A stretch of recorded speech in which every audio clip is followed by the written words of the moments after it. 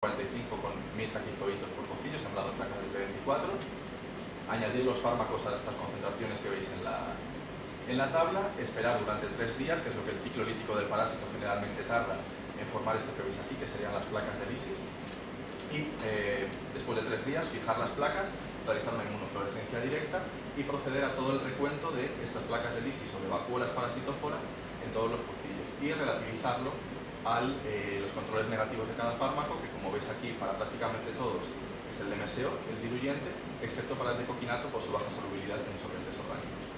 Antes de poder realizar este cribado, dado que no disponíamos de información previa de algunos de estos compuestos frente a la Besnoitia, nos basamos en resultados en Toxoplasma o en Neospora para seleccionar al menos 4 concentraciones por compuesto y poder hacer como un pre-screening antes de establecer las mejores condiciones para este screening.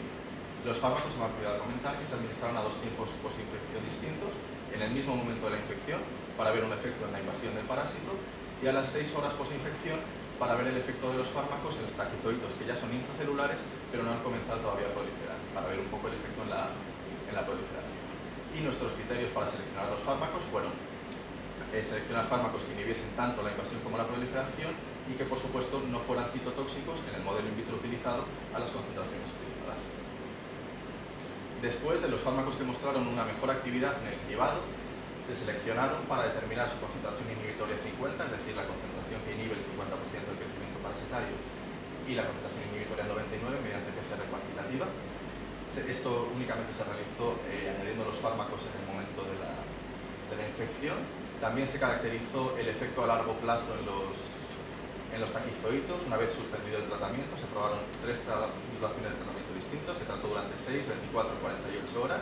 Se reemplazó el medio por medio sin fármacos y a distintos tiempos, como veis aquí, post-tratamiento, se determinó la proliferación del parásito mediante PCR cuantitativa y también se realizaron inmunofluorescencias para corroborar los resultados de la PCR cuantitativa.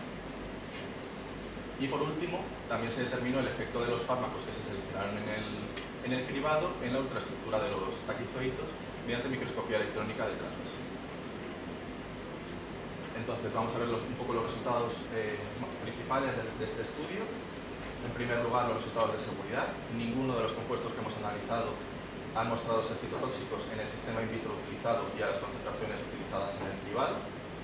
Y en cuanto a los resultados del screening, como veis en esta tabla, resumido, el decoquinato y el diclazuril son aquellos que muestran unos mayores porcentajes de inhibición del crecimiento del parásito, tanto al ser administrados a las 0 horas como a las 6 horas posinfección. El efecto sí parece que es mayor cuando estos fármacos se administran al cultivo en el mismo momento de la infección. El toltrazuril muestra valores muy similares a los del diclazuril, pero fue descartado porque al utilizar concentraciones en los ensayos previos para determinar las concentraciones idóneas para el cribado, vimos que era citotóxico para concentraciones superiores a 30 micromolar, pero hay que destacar que en pocillos tratados con cualquiera de estos 3 fármacos no encontrábamos esas placas de lisis, que sería lo que esperábamos encontrar si el ciclo lítico del parásito se hubiera desarrollado normal, y lo único que encontrábamos era vacúolas parasitóforas, lo que indica una inhibición del crecimiento del parásito. Y por el contrario, cuando administrábamos cualquiera de los otros fármacos, sulfadiacina, trimethoprim, la combinación de sulfadiacina y trimethoprim que esperábamos que fuera sinérgica, o el imidocar, no encontramos más de un 50% de inhibición del crecimiento del parásito. Aquí tenemos las gráficas de inhibición del crecimiento del parásito determinadas por PCR cuantitativa al administrar 4 dosis del diclazuril o el decoquinato, que fueron los que seleccionamos para caracterizar un poco más su efecto. Y vemos que en el caso del diclazuril se obtienen concentraciones inhibitorias 50 en torno a 135 nanomolar, y en el caso del decoquinato estas concentraciones son muy inferiores, ya que con concentraciones de 10 nanomolar somos capaces de inhibir el 50% del crecimiento del parásito. Hablando de los resultados a largo plazo, una vez hicimos estos tratamientos, los suspendimos y veíamos qué pasaba. Vemos que en tratamientos cortos, durante 6 o 24 horas, sigue habiendo placas de lisis, sobre todo en los pocillos que únicamente hemos tratado 6 horas con diclazuril. Cuando tratamos 48 horas, únicamente vemos vacúolas parasitóforas, y esto que veis marcado aquí en verde, y es curioso porque cuando esto lo ves en microscopía de luz óptica convencional, lo que parece que hay es unas estructuras como si fueran quistes que este fármaco podría estar induciendo la conversión de taquizoito a bradizoito in vitro, pero no tenemos marcadores y no hemos podido corroborar esta hipótesis. Y en el caso del lecopinato es bastante similar. Cuando tratamos únicamente 6 horas siguen quedando placas de lisis. Estas imágenes de inmunofluorescencia están tomadas a los 10 días post-tratamiento. Cuando tratamos durante 24 horas tenemos vacuolas parasitóforas y aquí tendréis una imagen del control negativo en el que se ve una placa de lisis. El hecho de que sigan quedando vacuolas o placas de lisis a los 10 días post-infección nos indicaría que los fármacos, en las condiciones que hemos usado en nuestros estudios, estarían ejerciendo un efecto parasitostático desde el crecimiento del parásito y no serían capaces de eliminar todos los parásitos, no tendrían un efecto parasiticida. Y esto está de acuerdo con lo que vemos por PCR cuantitativa, que son los resultados que muestro en esta diapositiva. Cuando nosotros administramos diclofenaco durante 6, 24, 48 horas y quitamos el tratamiento, vemos que 3 días post-tratamiento los niveles de parásito se mantienen bajos, no obstante a los 5 días vuelve a producirse un repunte en el crecimiento del parásito, lo que nos indica que los taquizoitos serían viables. Y con el diclazuril lo que observamos es que tratamientos de 48 horas sí que parece que disminuyen mucho la proliferación del parásito, pero sigue quedando parásito. Y esto, obviamente, todo esto siempre es estadísticamente significativo con respecto a los controles negativos. Siempre hay mucho más parásito en los controles negativos, tanto en lecopinato como en el diclazuril. Y si vemos los efectos de microscopía de transmisión, aquí en esta imagen tenéis unos taquizoitos tratados con los controles. Se ven las características típicas de los protozoos complejos, el núcleo, una mitocondria. Y cuando tratamos con el licopinato, lo que se ve es que, sobre todo a nivel de la mitocondria, se produce una gran distorsión. Las mitocondrias están como si estuvieran vacías y rellenas con una matriz, el material y el contenido cambia totalmente. Esto era esperable porque sabemos que el licopinato, o se ha estudiado que el licopinato es un inhibidor del complejo 1 de la mitocondria, de la cadena de transporte de electrones. Y lo que vemos, esta imagen es a los 3 días post-tratamiento, y aquí lo que vemos es a los 6 días post-tratamiento que totalmente toda la estructura de los taquizoitos está alterada y prácticamente no existen parásitos viables. Y con el diclazuril los efectos que se observan son distintos y sobre todo lo que vemos es un aumento en el espacio alrededor del núcleo, lo que se va a transformar en una inhibición total de la separación de los taquizoitos del cuerpo residual. Siguen unidos y los taquizoitos no se pueden dividir con normalidad. Y este mecanismo de acción, que se refiere a las alteraciones en la división de los zoitos, ya se ha descrito en otros fármacos como el ponazuril, que es el principal metabolito in vivo del toltrazuril, cuando otros protozoos como Neospora toxoplasma han sido tratados con ponazuril.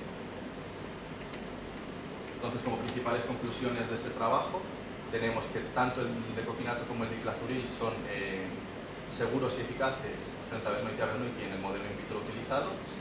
El lecopinato mostró mejores valores, ya que las concentraciones inhibitorias 50 y 99 eran muy inferiores, y además, según lo que hay descrito en la bibliografía, nuestras concentraciones inhibitorias in vitro son inferiores a las concentraciones plasmáticas máximas que están descritas para este compuesto, lo que supondría que este lecopinato podría ser efectivo en las pautas posológicas que están recomendadas como aditivo en la comida.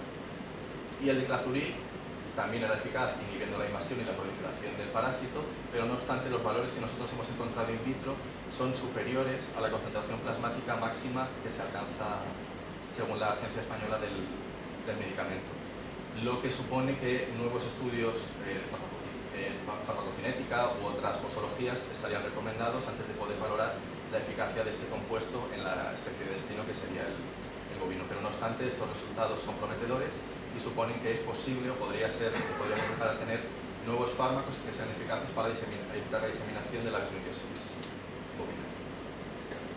Y por último, agradecer al Grupo Saluber, a mi directora GEMA, las fuentes de financiación, las compañías farmacéuticas que nos cedieron los compuestos y las colaboraciones.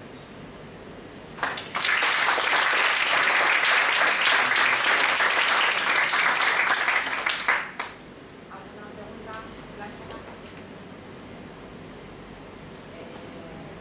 ¿Jurado? La verdad es que me llamó la atención el tratamiento y sobre todo por al final comentas por qué creo que quizás una de las situaciones más interesantes, saber no solamente el efecto que hace a altas concentraciones, sino cuando desaparece, las lesiones que ha originado en los productos como para evitar su reproducción. ¿Teníais sospecha previa de este efecto post-tratamiento? Sí que se ha visto, no se sabía porque no se había estudiado. Lo que sí que se ha visto, por ejemplo, en toxoplasma, pero son estudios bastante antiguos, es que el decoquinato induce la formación de bradizoitos in vitro. Pero en toxoplasma, que está mucho más estudiado y que se sabe qué protocolos son capaces de inducir la diferenciación de tequizoito a bradizoito. Y sí que se había visto que el decoquinato era capaz de frenar el crecimiento de toxoplasma y producir la formación de quistes. En Besnoitia no teníamos información, podemos extrapolar muchas cosas por analogías o presuntas analogías con toxoplasma, pero bueno, lo que sí que se ha visto es eso. Por ejemplo, la experiencia en la cadena respiratoria. La otra cuestión que ya he visto también al final, y la iba a echar de menos al principio, es la utilización del dimetilsulfóxido como solvente, teniendo en cuenta sus características. Claro, sí, siempre en todos los ensayos, no lo he comentado, pero tanto en el cribado siempre se incluía controles negativos y todo está relativizado al control negativo, que es el solvente de cada uno de los fármacos, en las mismas condiciones en las que se añaden los fármacos, y en los ensayos de PCR cuantitativa igual siempre incluimos nuestros solventes como control negativo. Aquí siempre lo que tiene más proliferación del parásito es el control negativo. Y también se probaron 3 duraciones de tratamiento con control negativo, durante 6, durante 24 y durante 48 horas. ¿Hicisteis alguna prueba previa con algún otro solvente tipo TUIN o el que fuera? Con estos fármacos no, con lo que sí hice más pruebas fue con el decoquinato, porque tuve muchos problemas para solubilizarlo. Entonces estuve buscando protocolos, probando en agua, probando en DMSO, pero la concentración, el stock que conseguía con el decoquinato era inferior a las concentraciones que quería probar. Pero no hemos probado TUIN otros solventes. Imagino que in vitro sí que he hecho otra prueba con otros fármacos, y el TUIN, por ejemplo, el polietilenglicol, lo que producen es un desprendimiento total de la monocapa. Por eso siempre, generalmente, sabemos que el DMSO tiene cierto efecto citotóxico, pero siempre lo incluimos como control.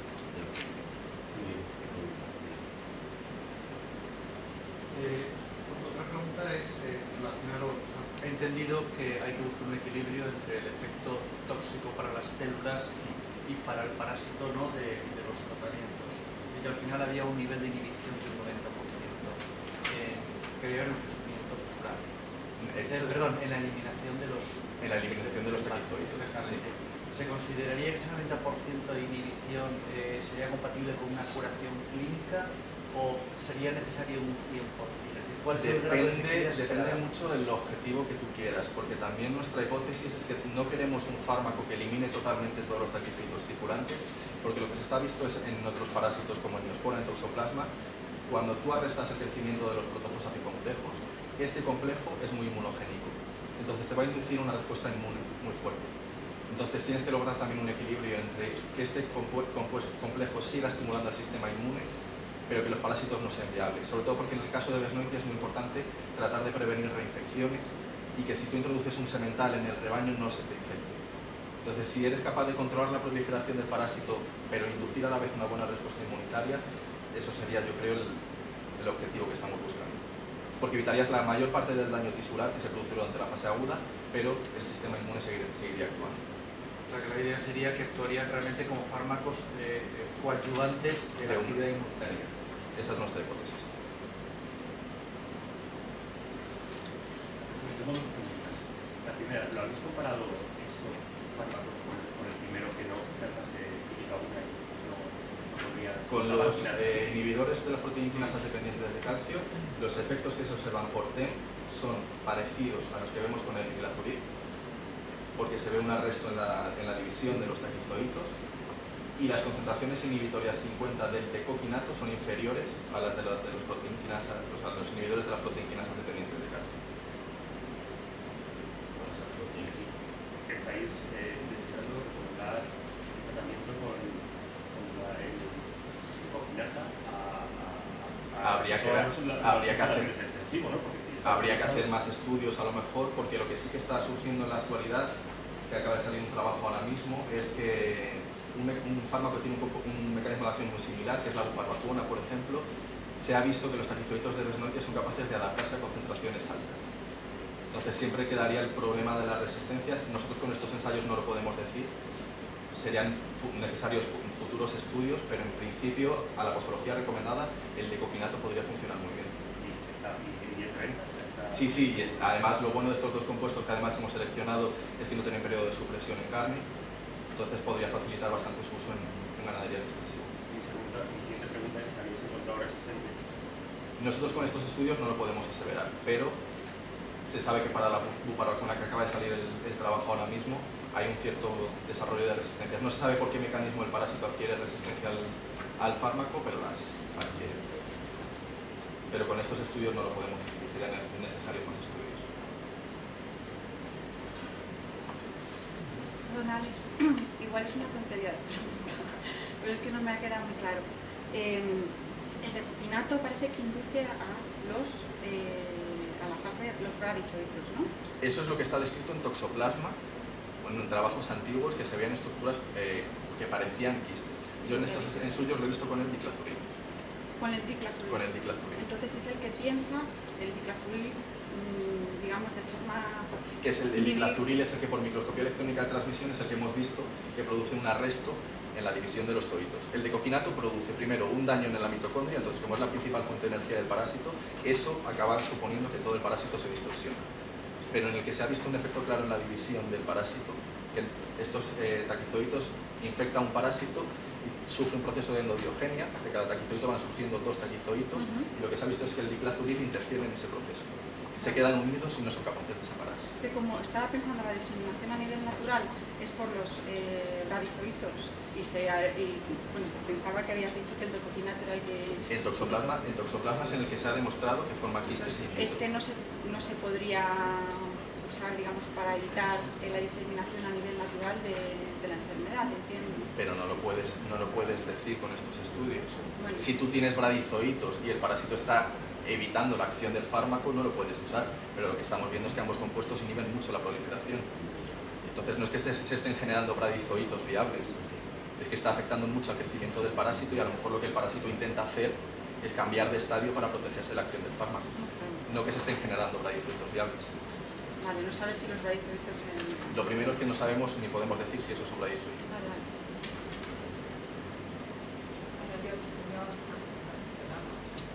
La verdad que es una pregunta rápida. Teniendo en cuenta que son fármacos que ya se comercializan para usos, para tratar parásitos generales, ¿no? Mi pregunta es si habéis intentado ya hacer, es posible, ¿no? alguna prueba de... Todavía no, pero... Todavía no, pero estáis en ello. Todavía no lo hemos hecho. Y respecto a la ruta de la administración, ¿no? Porque el periodo de retirada es breve en este caso, es porque la resistencia... No, pero no tienen, ninguno de estos dos tiene periodo de retirada, sí los administras como aditivo en la comida. En el caso del decoquinato y en el caso del diclazuril como está administrado también. Sí, a lo que es que es una enfermedad sistémica, no solamente... Claro, por eso lo importante sobre todo en el caso del diclazuril sería buscar otra posología que nos permitiera que se absorbiera más, porque como está patentado y pensado para coccidiosis gastrointestinales, no se ha buscado en ningún momento que se absorba a nivel sistémico. Eso es lo que faltaría probar, porque lo que está publicado es con una única administración de 5 miligramos kilo. Pero habría que ver a lo mejor si dosis repetidas o otra vía de administración, es lo que faltaría por ver en el caso del diclazuril, porque se absorben muy poco y lo que he comentado, las concentraciones in vivo son inferiores a las que hemos obtenido en vitro.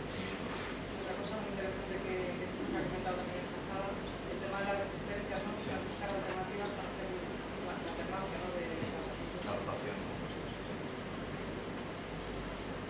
Sí, yo te quería hacer una pregunta y es acerca de la aplicación de tratamiento a 0 horas, se supone, y a las 6 horas post-infección. Yo creo que, bueno, a nivel experimental está fenomenal, pero yo digo a nivel clínico, como clínico que soy, tendríamos que ir mirando algún producto, ¿no? De estos, pero con una inoculación bastante, o sea, que se les hubiera inoculado, pero que miramos, por ejemplo, pues a las 96 horas que pasa. Hombre, el problema de un sistema in vitro es que siempre tiene las limitaciones. Si tú empiezas a tratar a las 96 horas de la infección, no tienes monocapacidular, porque los taquizoitos lo han lisado completamente. Entonces, por eso se han utilizado tiempos de administración de los fármacos tempranos, justo en el momento en el que infectas las células y 6 horas después en las que los taquizoitos han infectado ya, eliminas todos los taquizoitos extracelulares y comienzas a tratar. Obviamente podrían ser interesantes otros tiempos, sí. pero el in vitro siempre tiene limitaciones y a las 96 horas no puedes iniciar un tratamiento. Lo que habría que hacer son los estudios farmacocinéticos. Luego también, obviamente, habría que ver qué es lo que pasa, sería una prueba de campo de qué es lo que pasa en vivo, porque la fase aguda tiene una ventana como de 2 semanas y obviamente tú en una explotación nunca vas a saber cuándo el animal se está infectando. Nunca sabes en el momento en el que se infecta. Por eso decimos que queremos que sean fármacos eficaces frente a los taquizoitos, no un momento concreto en el tiempo, sino un estadio para que sea capaz de evitar la diseminación de ese estadio, porque tú en la naturaleza, en el campo, nunca vas a saber cuándo el animal se está infectando. Y luego quería comentarte, ¿habría alguna posibilidad de darlo a nivel profiláctico, por ejemplo, el diclarucin? Sería más, yo creo, en el caso del decoquinato, que se comercializa como aditivo, entonces si lo estás usando frente a otros problemas que son muy típicos, que son coccidiosis también, lo bueno de utilizar un fármaco que ya esté comercializado y aprobado frente a otra especie es que estás como matando dos pájaros de un tiro. Si no tienes... La absorción por vía oral es bajísima, por eso no tiene tiempo de espera. Claro, pero sí. Pero si se está administrando continuamente, en el caso del decoquinato, si son explotaciones que sepas que puedes tener problemas o de coccidiosis gastrointestinales o de desmitiosis, tú lo puedes administrar de forma profiláctica, sobre todo cuando introduces un semental, porque lo que se está viendo en los rebaños es que cuando tú tienes un rebaño de vacas, sobre todo seropositivas, e introduces un semental que viene de una zona libre, ese animal en 10 días se te puede morir. Entonces, en esa ventana a lo mejor tendrías posibilidad de administrar el decoquinato de forma profiláctica y evitar que ese animal que entra se infecte y pueda morir de la fase aguda. Sería un poco adaptarte un poco en función de las necesidades de cada zona y sobre todo conocer cómo está expandida la enfermedad, cómo se disemina, que presuntamente es todo por contacto directo y se cree que la monta natural tiene un papel muy importante, y sobre todo el estatus sanitario más o menos del rebaño. Bueno, pues muchas gracias.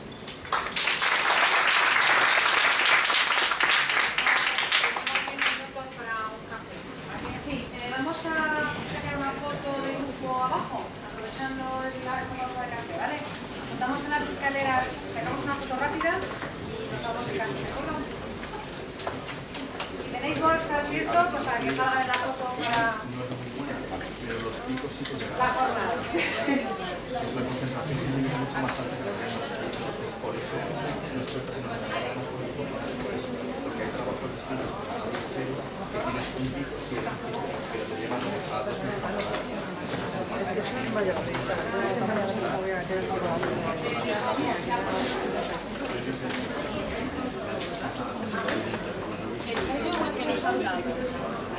Sí, ya. Gracias. ¿Se perdió los dos? Bueno, bastante interesante.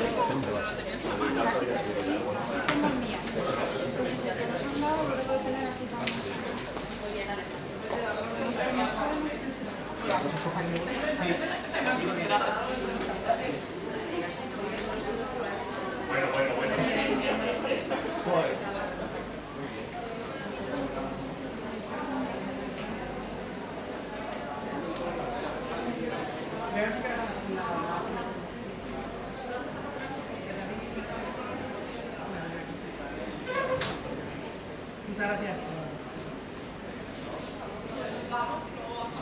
Esto está parado. Hola, hola.